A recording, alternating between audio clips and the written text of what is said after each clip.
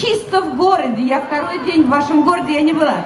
У вас так зелено, у вас такие хорошие дороги, у вас такие улыбчивые люди, что мне уже тут хорошо. Я надеюсь, всем нам тоже.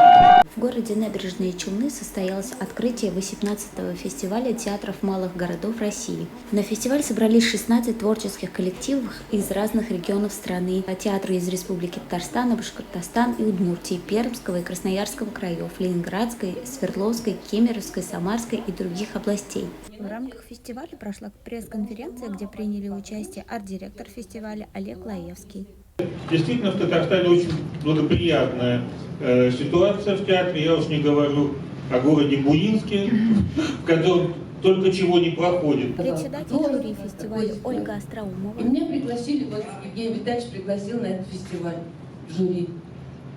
И он меня просто, во-первых, по башке саданул как следует, что я немножко очнулась вообще. И сказала: дорогая, ты с жиром бесишься. Люди за 15, 10, 7 тысяч вообще делают такие спектакли. Они такие энтузиасты своего дела. Они так верят в это. Как же можно их предать? Понимаете, это невозможно. И у меня как-то что-то повернулось. И вот я, благодаря вам, продолжаю быть артисткой. В общем-то, понимаете? И я вам хочу сказать, что даже сегодня, вот второй день, мы посмотрели 3 спектакля уже. Обнадеживающее, очень обнадеживающее начало. Просто невероятно. Художественный руководитель фестиваля Государственного театра наций Евгений Все знаете, Миронов. безусловно, это моя партнерша Чулпан, с которой мы только что вчера отыграли наш спектакль «Горбачев», которая просила всем передать большой привет. Она сюда достаточно часто приезжает. Это Роза Хайрулина, которая тоже работала, сейчас не работает в нашем театре, и потрясающая оперная певица Аида Гарифуллина. Да. Я имел счастье вместе с ней получать награду 2 дня назад в Москве. Ассоциации огромнейшие, обширные. Тут Щепкин вставил, 5 лет приезжал, здесь играл свои спектакли. Ну, Качалов, понятно, Толстой смотрел, может быть, одни из первых, и вообще влюбился в театр здесь. Понимаете, такие имена, которые Боротынский и так далее, можно перечислять много.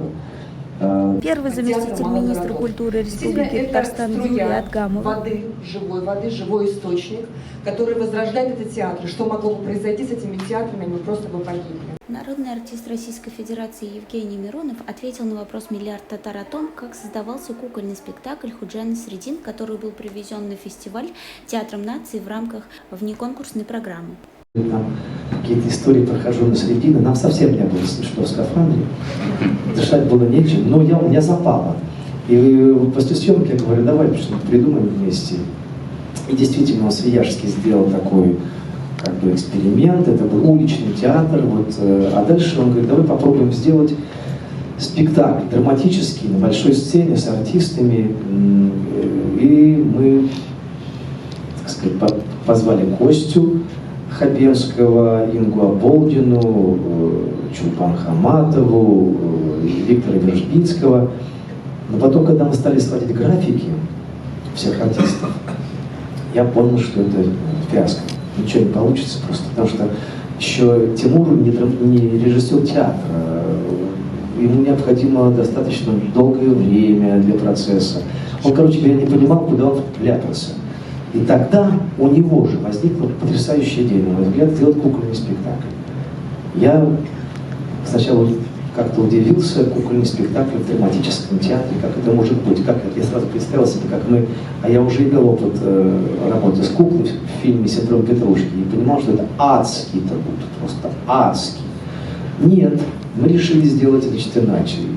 Замечательные наши артисты Московского театра образцового и областного театра кукол, профессионалы большие, под руководством главного режиссера Санкт-Петербургского театра кукол, как кукольный формат, по совместительству являющейся племянницей режиссера Тимура.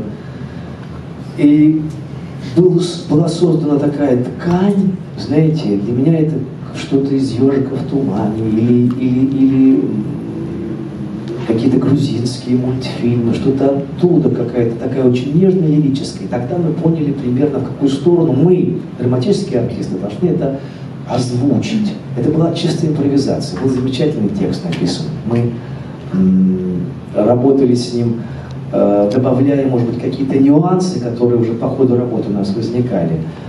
Но я не собирался вообще там играть, то есть меня не пригласили вначале. А потом он выклался и сказал: Тимур, я имею в виду, сказал: ты знаешь, нет артиста на роль осла, кроме тебя. Я говорю: давай.